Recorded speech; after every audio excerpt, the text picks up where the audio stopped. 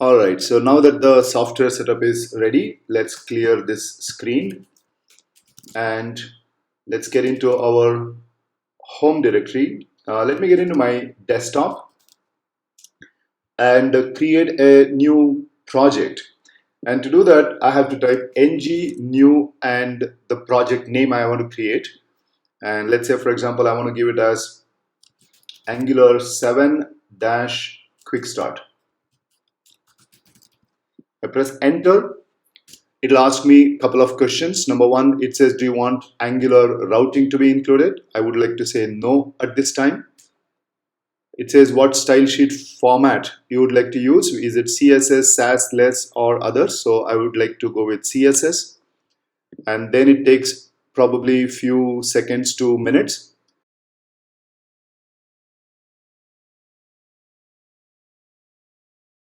It took a bit over 1 minute on my computer. So let's clear the screen and let's get into a directory called Angular 7 Quick Start.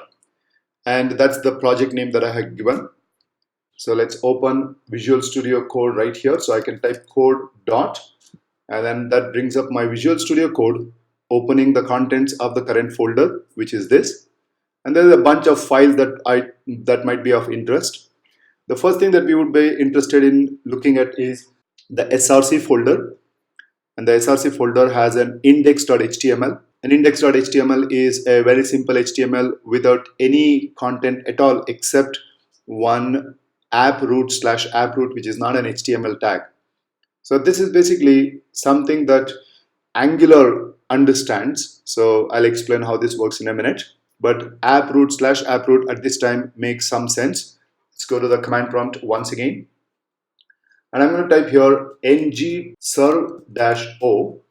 What this does is it's going to compile all the TypeScript code that I have, bundles into probably something like main.some hashcode.js, and then starts a development server and opens the index.html on the browser. In my case, Chrome is the default browser, so that's going to bring up Chrome.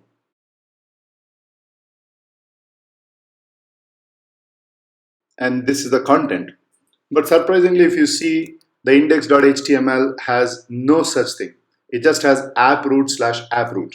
So if I go to the inspector here and look at what exactly is there inside the app_root, you can see that app_root has a div, and that div is this welcome to Angular 7 quick start, whatever that heading that is there.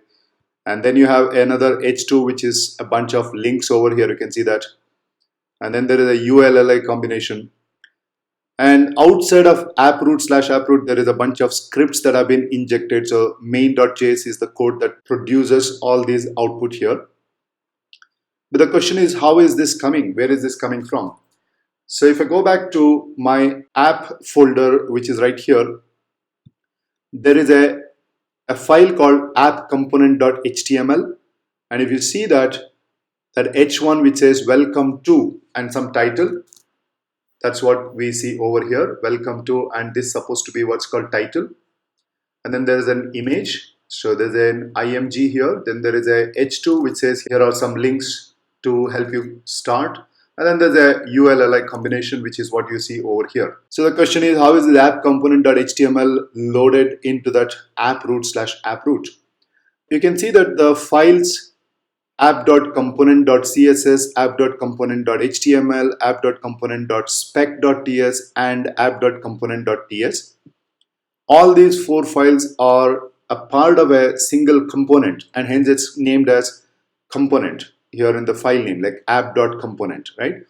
This is one component, and if I look at the app component TS, there is a JavaScript class called app component. The class name can be anything, doesn't matter. Importantly here, there is something called selector, app-root, and app-root is now a selector, which means it's going to look in the index.html for a tag called app_root, which is there here, you can see. So if I remove this and save this, you will see that the HTML now will be refreshed and it doesn't contain anything because there is no app_root at all.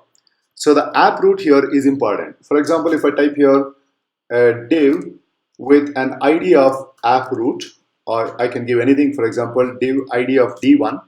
And if I want the HTML, the app component HTML to be loaded inside this, then I can specify that as the selector. So I can go here to my app component TS and say that here don't look for app root because we don't have it anymore, but you can look for a div whose ID is D1. And I save this, I go back to the browser, and you can see that it comes back again. So the selector here is totally of your choice. So I'm going to bring it back to app-root, and also the tag here called app-root / app-root. The question once again is that how is it being loaded over here? Now, what's happening behind the scene is that if you look at that, there are a lot of scripts being injected. The file that is going to work with is basically is part of the vendor.js. The vendor.js is nothing but the Angular compiler, you can say so. So what it does is it's going to look in this main.js, which is the result of all these TypeScript files that we have here. And one such file here is the main.ts. Now, how do I know that it's main.ts? Let me go to this angular.json, and you can see that in the angular.json, where some configurations are there, it has mentioned that the main entry file that it's going to look for is main.ts, not your app module ts or app component.ts, none of these, but it's going to look for the main.ts. Now, if you look at what is there in the main.ts, it has imported something called app module, right? So the app module here is nothing but the file app/app.module.ts. That's what it says here. So I can click on this by using a command key on Mac or control key on Windows, and that will take me straight to that particular file. And there we have a bunch of declarations here. Now this is actually creating what's called an ng module. So you can consider an ng module as a bundle of all the components that you want to create in your application. So you can also think that your Angular application has one single ng module. And it's been called as an ng module because of a decorator here called @ng module. So the actual class itself doesn't make any difference or any significance, but the decoration here that says that ng module, and it says these are all the components in my application, and one of that is app component. So once again, if you see that app component is coming from your file called app.component.ts, you can actually control click on this or command click on Mac, and it will take me directly into that particular file, which is the same thing that we see here, the selector app root, which is where it finds such a selector and then injects this HTML inside that. So once again, you can see that we have mentioned that bootstrap component is this, which means that when Angular finds that this is the module to be loaded, and it finds in that module, because one module may comprise of hundreds of components, but we are saying that, hey, these are the components to be found in the index.html. And as you can see that in the index.html, we have one selector that represents one component, and the ng module is now happy. If you also look at app.component.ts, there is a title, which is a variable of this class. It's a member variable of the class, and it has got some kind of title over here, which is the project name that I gave initially when I said ng new. And in the HTML, that's being used with a special double curly brackets here, and this is called interpolation. You can also call it as handlebars, which actually evaluates this and substitutes the result of that expression. So this expression at this time is just a variable, but it can be an arithmetic expression or some kind of JavaScript function calls ternary expression, etc.